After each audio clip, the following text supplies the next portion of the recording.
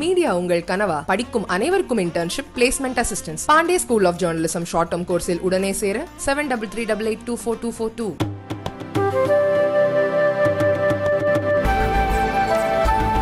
கோவை தெற்கு தொகுதி நெசவாளர் காலனியில் மாநகராட்சிக்கு சொந்தமான இடத்தில் சட்டமன்ற தொகுதி நிதியில் கட்டப்பட்ட மைதானத்தின் திறப்பு விழா நடைபெற்றது.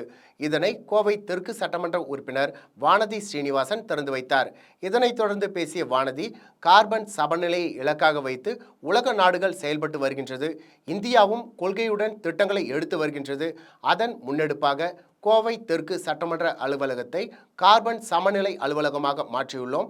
அரசு பள்ளிகளில் குறுங்காடுகள் உருவாக்கி வருகின்றோம்.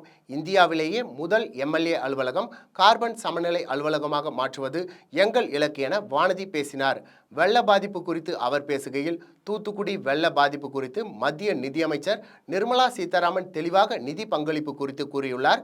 மத்திய அரசு மீது பழி போடுவதே மாநில அரசின் செயல்பாடாக உள்ளது.